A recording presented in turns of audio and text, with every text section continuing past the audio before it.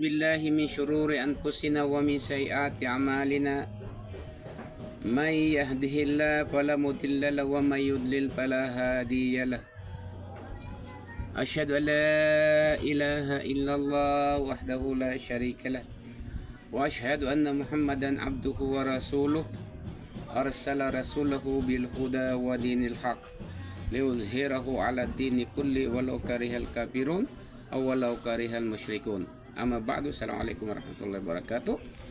Magandang hapon po sa ating lahat at sa lahat ng taga-subaybay, mga listeners, taga-subaybay, taga-pakinig. At salamat din sa patuloy na pagsuporta, sa inyong suporta at tiwala sa akin. Mga kapatid, naisabi ko kanina yata yun, kaninang umaga, na i-live ko ulit itong Ilmu Amalan Nar. Pangalan nito, title to, Ilmu Amalan Nar, apoy na magsusunog sa mga taong masama ang layunin sa ating sarili, at paraan din na iniilham sa aking isip ng ating dakilang tagapaglikha kung papaano gagamitin sa mga taong mga masasama. So, unang-una, hindi ko maalala kung na ito inaalala, may nakaalaala sa inyo. Dati na-post ko na mga ilang buwan na ngayon lumipas, mga ilang buwan na lumipas, na-post ko na ito. At yun nga, may nagsasabi na ito ay share. Pero kung sabi pa sa Maranao, kung dalam-dalamon ka, halimbawa iisipin mong maigi kung ito ba ay konektado ba sa share. Wala, hindi ito konektado sa share.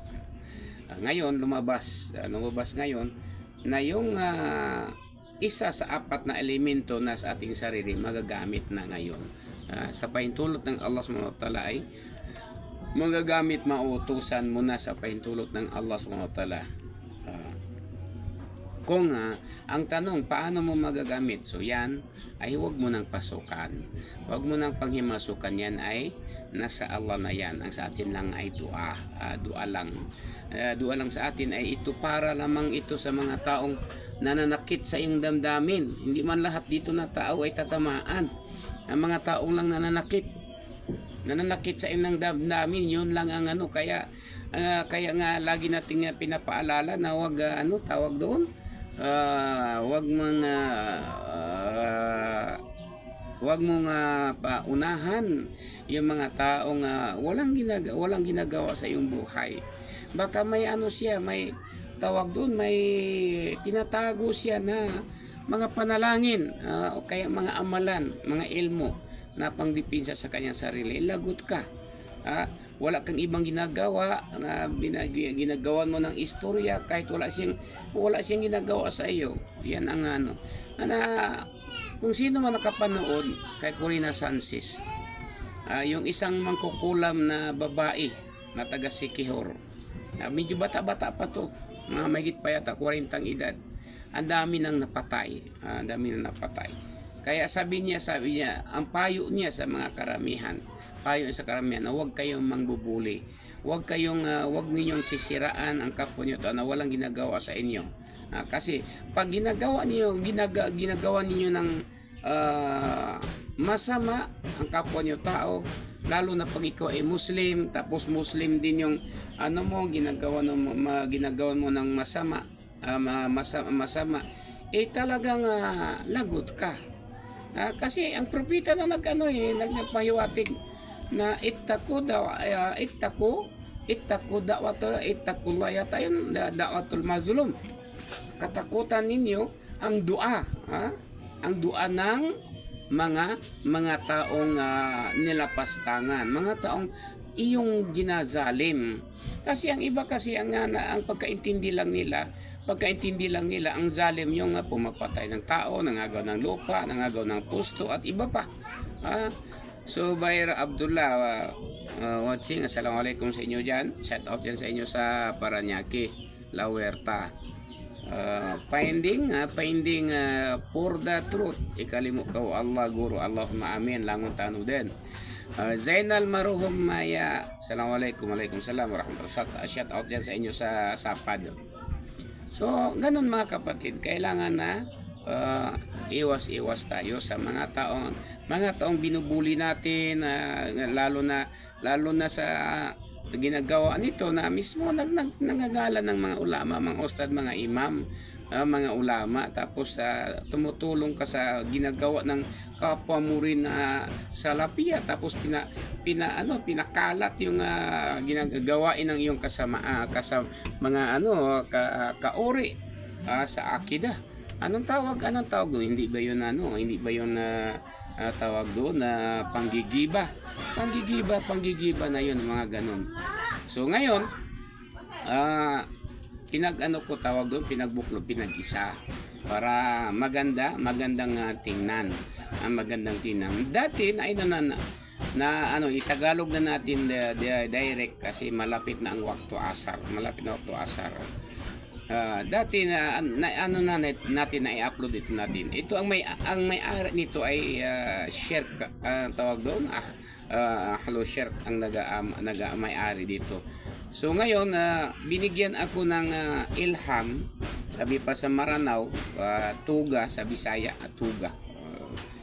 Gaya wala din sa Maranao din ay ilham yun. Yung direct yung sa Arabic iladunni. Bihira lang ito mga mangyayari ito sa mga taong binigyan ng Allah Subhanahu wa Ta'ala na binigyan ng tawag doon na biyaya. Hindi lahat ito binibigyan. Hindi ko naman sinasabi na ako yun. Ako yun. Pero direct yung binibigay sa akin, yung mga ilmo minsan direct. Kahit galing sa Quran yan, pero direct binibigay sa akin ng Allah Subhanahu wa Ta'ala. Parang sinasabi sa akin na ganito ang gawin mo, ganito ang gawin dyan. Abu Zar Gifari Makatimbel. Assalamualaikum, assalamualaikum guru, watching from Ilocos, masya Allah. Waalaikumsalam warahmatullahi wabarakatuh. Shout out dyan sa inyo. So napakaganda yun nung binigay sa akin, tawag doon na pinasa sa akin. Sabi niya, ano ba ito guru? Ay, sa umpisa ang daming tinatawag na mga dato puti, mga kwan. Sabi ko, ano ba ito? Ang mga pangalan na yun ng mga jin, mga setan. Pangalan ng mga jin, ng mga setan na tinatawag. Mga tawag, yung mga may mga bai pa, may mga bai putri-puti, may bai tumbaga, ang daming mga So ang lahat na yun ay share kasi wala talaga yun sa Quran. Pero may mga ilmo na salita na hindi sangkot sa sihir. Masya Allah. Abu Zaini Kalki, masya Allah, salamat sa pagpalipad ng 10 istara. Ganito ang istara na hinihiling minsan ng karamihang mga content creator. Katuwaan lang yan ng hinian tawag doon, yung mga istar, parang pang-encourage din sa amin.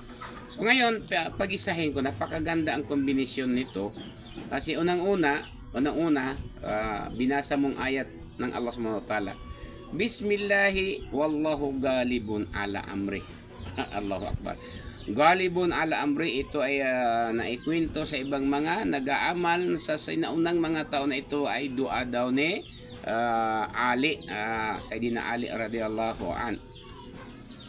Isa ito sa mga zikir niya, mga amalan niya. Wallahu galibun ala amri. Pumunta ka sa lahat ng mga event na tawag doon kalilimod na mga mapya, kalilimod para ko agama o nganinsan adna puntahan ka mga kwan para sa sikudunya ka, ko kamapi ang kudunya ka, na babasahin mo yon. wallahu galibun ala amri. Wallahu galibun ala amri. Tapos na maidugtong mo doon yung yung Maranao. Kaya tinagalog natin dahil may marami tayong mga kaibigan, mga followers na mga tausog Maguinanaon, mga balik Islam na hindi nakaintindi, hindi nakaintindi. So tagalogin natin diretso. Wallahu galibun ala amri. Lakas ko ang lakas ng lupa. Lakas ko ang lakas ng lupa. So ano 'yon? Lakas ko ang lakas ng lupa. Hindi mo sinabi na lakas sa akin yung lakas, parang lupa. Lakas ko ang lakas ng lupa. Lakas ko ang lakas ng tubig.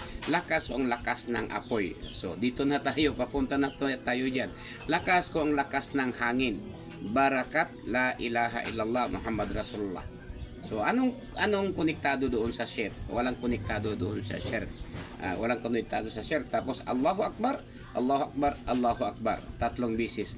Tapos basahin mo na naman, yung ilmo amalan nar na magpasunog apoy, ilmo amalan nar, ilmo amalan na apoy na sumusunog sa lahat ng magpaplano sa iyo ng masama mula sa jin at mga tao. Itong matindi, tao at saka mga jin. Kasi yung mga seher kasi ang ginagamit nila ay jin.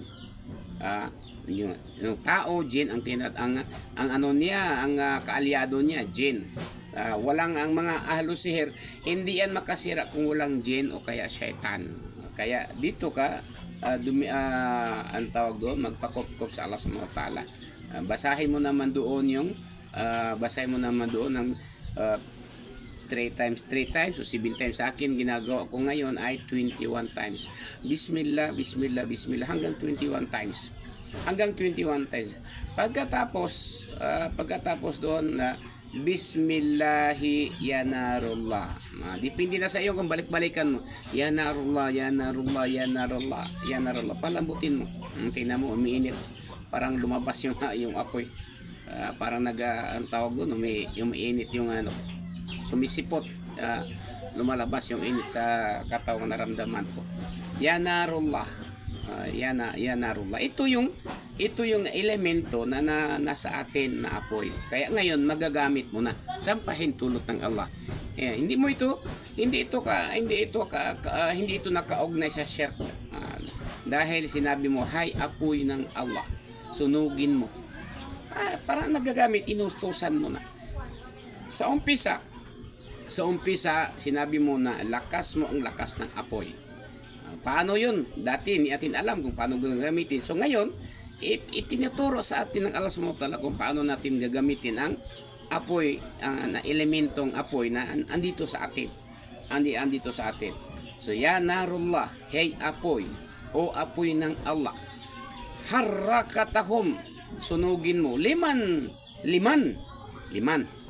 Yu'zini. Sunugin mo ang lahat, ang mga tao nananakit sa akin. Kullah. Lahat.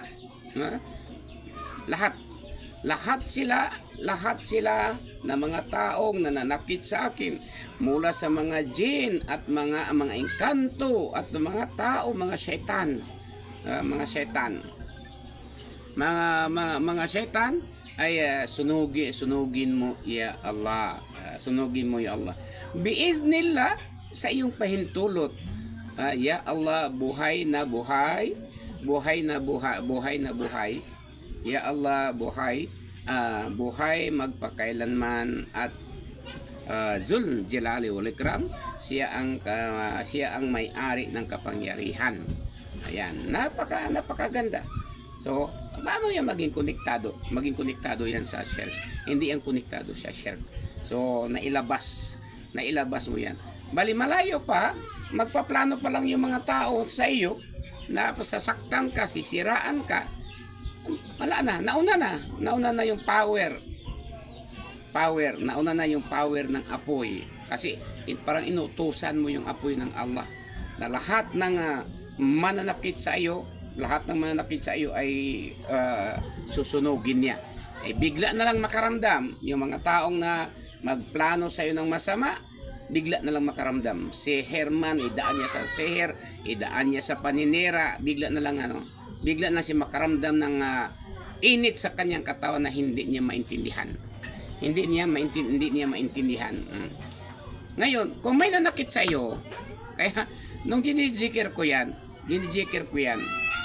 habang ginijikir ko yan, tapos hila napas, pinasok ko sa aking katawan, hila napas.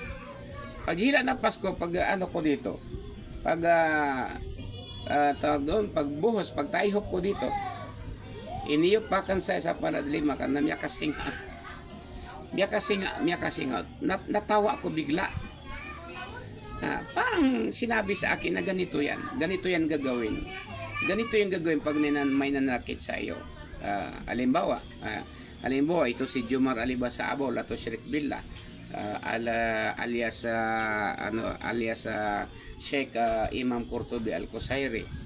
Hindi niya dinindelete yun hanggang nag-viral na yun. Ngayon, sikat na ako na isang isang tablet na palautot. Yan ang gawa-gawa nila na isang palautot na matanda sa social media. Yan, gawa-gawa nila yun. So, sumikat ako. Halimbawa, ganun. Magdua ka muna. Magdua ka muna. Sino man ang nanakit sa iyong puso, magdua ka muna. Ya Allah, wala akong nakikita mo ang aking puso't isipan. Gawa na wala akong ginawang masama sa mga tao. Kasama na to si Gerald Lusari Buburan alias Jamal Jamaluddin.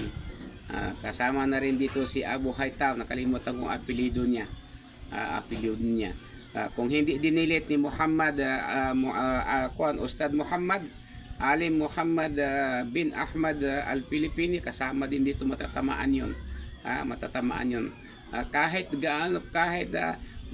babasahin pa nilang buong Quran, itabon pa nilang buong sa Quran, matatamaan sila dahil naninira sila ng tao. Yan ang doon. Yan ang sikreto doon sa amalan. Kahit magkapariho pa kayo ng amalan, basta naninira ka, matatamaan ka talaga. Doon nakalimutan ito sa Pakistan o sa India nangyari. Sa Pakistan yata nangyayari. Isa sila sa guro. Nag-amal sila ng ganito. Ang kanilang number na amalan, o kang tumawag nga, pangatong ng tawag. Anong tawag doon? Parang tumalab na sa kanila ang kanilang amalan. Pero ang pinaka major na kanilang amalan ay Asmaul Husna. Ngayon, ang itong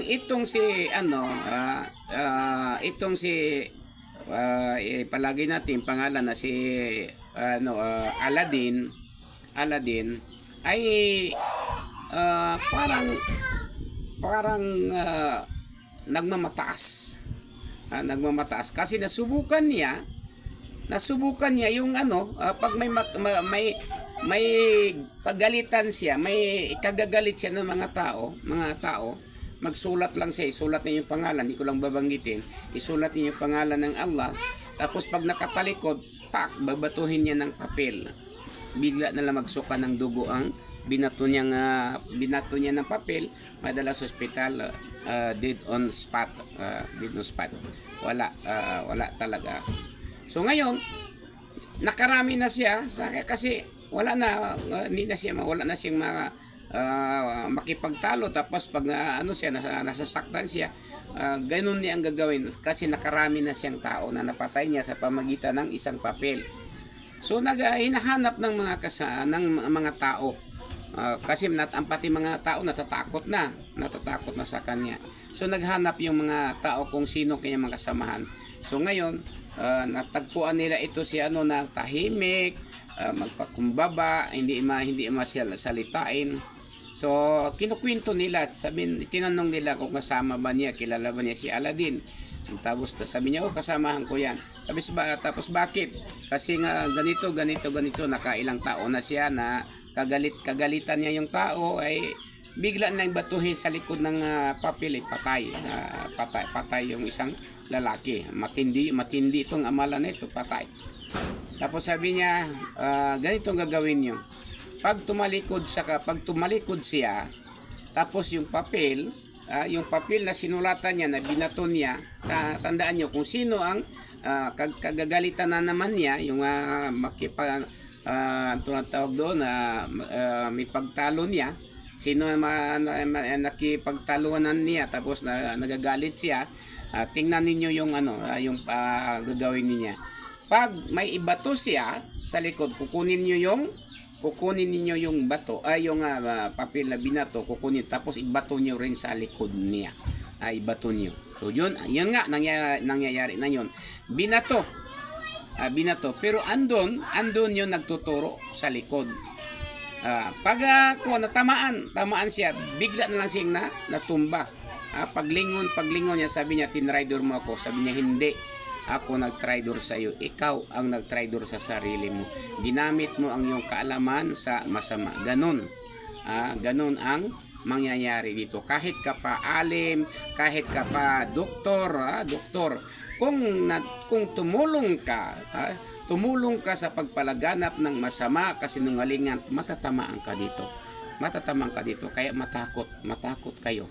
Kayong mga salapiya, matatakot kayo sa Allah. Kung ganon katindi ang inyong pagdadakwa, huwag ninyong lahatin, kasi hindi niyo alam na ang inyong tinitira ay kasama ninyo.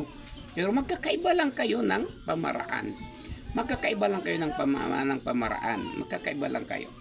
Pero kasama ninyo sa paninindigan. Magkakaiba lang. Baka kayo ang masisiran. So ganon ang gagawin. Pag nasasaktan kayo, wag lang ninyo itong gawin, isasadya ninyo. Ganon din ang mangyayari sa inyo kapag ipanadya ninyo ng wala na mga konti lang diferensya, ginawa mo na kaagad. Babalik sa iyo yan. Hayaan ninyo asahan ninyo babalik sa inyo yan. So ganon, magdua ka muna. Ang pinakadabis dito, alas 12 ng gabi, tulog siya para hindi siya makapagdepensa. Tulog siya. Pag tulog ang tao, pati kaluluwa niya tulog. So tamaan talaga siya. So magdua ka. Pagkatapos magdua, ya Allah, ang dua na ito, ang amalan na ito, sa iyong panahintulot, ya Allah, itama mo kay Pulano. Nananakit masyado sa aking damdamin. Wala akong lakas, ya Allah, nagantihan ko siya. Ikaw na ang magganti sa kanya, ya Allah, sa pamagitan nito. Basahin mo, pagbasa mo, ganun mo yung kamay mo. Lilipad, hindi mo na alam. Hindi mo alam kung anong mangyayari. Asahan mo, pag yung mga taong zalim tatamaan talaga. So ngayon, mabasa mo na yung 3 bisis yan. Nabasa natin kanina yung 4 na elemento, dagdag naman yon. Basahin mo ng 3, wag niyong basahin ng marami. 3 bisis lang kasi mainit. Pag mainit, tingnan mo, mainit. Baka halata niyo siguro sa mukha ko, pumupula yung mukha ko. So mainit. Basahin niyo 3 bisis. Pag hindi niyo matiis na 3 bisis, kahit sa umaga, kuha kayo ng tubig, tawar niyo Fatiha, salamun kaulo may Rabbir Rahim 3 bisis, natapos ya salam 3 bisis. Inumin, bismillah. Lalamig yun. Asnawi M. Dumadu. Assalamualaikum, guru watching from Antipolo, Masya Allah. Assalamualaikum warahmatullahi wabarakatuh. Shout out dyan sa inyo sa Antipolo, lahat na taga Antipolo dyan na followers. Pagkatapos, idagdag mo yung a'udzu bikalimatil tammati min syarri ma khalaq 3 bisis. Bismillahilladzi la yadurru ma'asmihi syai'un fil ardi wala fis sama' wa huwas samiul alim 3 bisis. Ikaw na kung idagdag mo ito kursi. So napakalakas ang dipinsa. Kasi yung sinabi mo doon sa umpisa na lakas ng lupa, yung mga seher na sumisira sa iyo sa pamagitan ng lupa, kinukuha yung lupa galing sa sementeryo, sa libingan, tapos gagamitin nila para isira sa iyo, ay hindi ka nila matatamaan. Bakit? Nasa iyo ng lakas lakas ng lupa nasa iyo. Nasa yung lakas ng lupa. Ganon din sa tubig. Ganon din sa tubig na sa baka sa bandang huli yung ano naman, yung power naman ng tubig, baka yun naman ang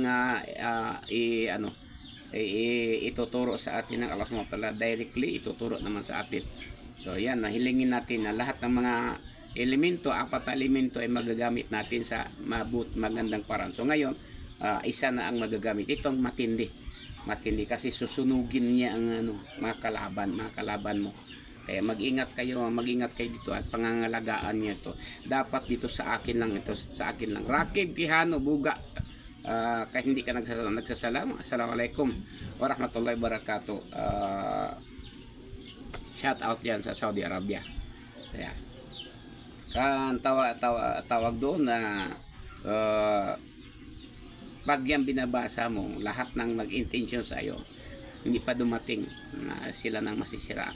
Anong mangyayari? Biiznillah.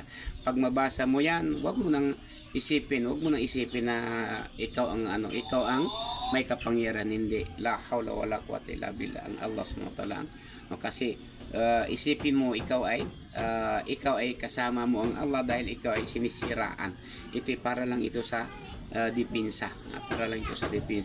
So, huwag kayong mag-alala, ilagay ko sa comment section ang lahat ng ilmo na ating tinuturo para hindi ninyo makalimutan. Kukuha kayo ng special na notebook, isusulat nyo. Kasi pag ipupunbook lang nyo sa cellphone, ang bandang huli, hindi nyo alam na ang cellphone ay ninakaw, naiwan, o kaya nahulog, nasira. So, paano na ngayon ang nakapunbook? Kaya, sulat. Ako nakarami na ako eh. Ito, pang-5 na yata ito na notebook. Pang-5 na yata ito. Pang-4 na puno. Pang-5 na yata ito na notebook. Tapos marami pang nakapunbook sa cellphone. Ang plano ko dito, pag makakuha ako ng computer, inshallah, may computer na gawan ng libro. Gawan ko ng libro para magagamit sa bandang huli ng mga karamihan. Rakib Kihano, waalaikum salam warahmatullahi wabarakatuh. Ustad, kakauwi lang ito. Laging mag-ingat, guro. Amir Batwa Abdul Wahab. Salam guru. Surat ng badan sa taas na mahina. Inshallah. Lahat naman yan isisulat yan sa ako. Tingnan lang ninyo pag may live ako, tingnan nyo sa comment section. Kasi bukod dito sa comment section sa live, ipopost ko naman sa Facebook. Salam guru. Pwede ba pa-PM ang babasahin bago matulog para malalaman natin ang taong maninira sa atin? Pwede na, pero basahin mo muna yung innama ya'lamu jahra wa ma yakhfa. Basahin mo ng 11 times bago ka matulog. Pagkatapos mo magbasa innama ano ba binasa ko kanina? Innama ya'lamu innahu ya'lamu jahra wa ma yakhfa. Basahin mo ng 11 times. Tapos bago ka matulog, maghiling ka, ya Allah, ipakita mo sa akin ang lahat ng sumisira sa akin para maiwasan ko sa akin at sa aking mga anak, mga pamilya at sa aking mga ari-arian. Ya Allah, ipakita mo sa akin kung sino ang sumisira sa akin para maiwasan ko sila. Tapos tulog ka na. Bismillah, basahin mo na ang pangtulog. Inshallah ta'ala, pag yan tatanggapin, ipakita. Sinong sumisira sa iyo, ipapakita sa iyo. Kaya yung kwento natin isang lalaki, kaya yun tumindi ang kanyang pagdipinsa dahil nakikita niya na tuwing natutulog na kahit anong gagawin ng mangkukulam, hindi siya matatamaan kasi nauna yung dipinsa. Lalo na ito, napakalakas ang dipinsa, hindi ka matatamaan maliban lang kung ikaw ay maliban lang kung ikaw ay magkaroon ng kasalanan, gumawa ng kasalanan. Ito ay para sa mga mu'min, hindi ito para sa mga taong kulang ng sala. Dito ay kailangan yung istikama ka sa sala. Kaya pag hindi ka istay-kama sa sala, matatamaan ka talaga ng sihir. Matatamaan ng sira. At isa pa, Isa pa, lalong lalakas ang iyong pananampalataya dahil di natin alam na may gwardiya ka na. Araw at gabi may gwardiya ka na, hindi lang natin alam. Hindi lang natin alam kung paano gagawin. So, alam na i-live natin yung kanina, lahum mu'aqibatu min bayni yadayhi min amrillah. Inna rabbi ala kulli shay'in hafiz. Ya hafiz ya mani'un anil adu likatli ibadik. So, hasbunallah wa ni'mal wakil. Mananalig ka na sa Allah subhanahu wa ta'ala. Lakad ka. Kahit dadaan ka pa sa iyong kalaban, inshallah ta'ala. Basta paninindigan mo na pag hindi pa dumating ang oras mo, hindi ka nila mapapatay. Ganon yun. Basta hindi pa dumating ang oras mo. Gaya ni Ali radiyallahu anhu, noong pumunta ang isang grupo na papatayin si Ali, sabi niya, may 2 gwardiya bawat isang tao. Pag hindi pa dumating ang kanilang ajal, kanilang panahon, oras ng kamatayan, sila ay hindi mamamatay. So kahit pa umulan ng bala, yung ayat na yan ginawang kebel yan ng mga Indonesia. Minsan may nag-acting, may nag-actual dyan is pagbasa niya hila napas. Pagkatapos diretso test. Kahit anong gagawin, depende rin din yan sa yakin. Depende sa yakin yan. Kasi paano ka nila masisiraan doon 2 gwardiya mo 2 gwardiya. Wag ka na lang gumawa ng bagong pamaraan. Basahin mo lang yun. Lahum mu'aqibatu min bayni yadayhi lahum mu'aqibatu min bayni yadayhi wa min khalfihi yahfazunahu min amrillah. Tapos banggitin mo naman, inna rabbi ala kulli shay'in hafiz. Yan. Sino pang ano doon? Sino ba ang makahigit pa doon? Inna rabbi, katotohanan ng aking Panginoon na ay pinangangalagaan niya na lahat ng bagay. Kasama ka na doon, binasa mo. Tapos bumasa ka naman ng ya hafiz. O ya Allah, aking Panginoon nangangalaga. Pangangalagaan mo ako. Dipinsahan mo ako. Wam na iladua, itulak mo ang iyong mga kaaway, nakaaway ko rin. Likat ibadik na gusto niya papatay ng iyong alipin. Alipin ka ng Allah subhanahu sumasampalatay. Mahirap ka papatay. Mahirap ka papatay. Lalo na ito mga amalan, sabi pa ng isang estudyante ko, sabi niya, guro, sabi, grabe naman ito mga amalan mo, very high, sabi niya, high, pang high grade, pang college level, sabi niya. Ito yung ilmu na yan, hindi ko sana dapat ituturo. Yun yung ilmu amalanar, hindi ko sana dapat ituturo yan, yung isang elemento sa ating katawan. Kaso nasasaktan ako para din aware sa mga taong gumagawa ng masama sa kapwa niya tao, para aware din. Para malalaman nila na ang Muslim may mga depensa. Para malalaman din itong mga kapwa natin na nagangalang Muslim, ngunit ang kanilang mga gawain ay hindi maganda, para aware din. Kaya binitawan ko yun. Dapat sa akin lang yun, kasi walang nagturo sa akin dyan maliban ng Allah subhanahu wa ta'ala. Dapat sa akin lang yun, pero binigay ko sa inyo ng walang kapalit. So oras na kapatid, nag-azan na, baka ulan nito, napakadilim ang langit, nakaano na yung solar namin. So hanggang dito lang tayo mga kapatid. Salamat sa panonood, salamat sa patuloy na pagsuporta. Walang problema, abangan lang ninyo, isusulat ko sa comment section.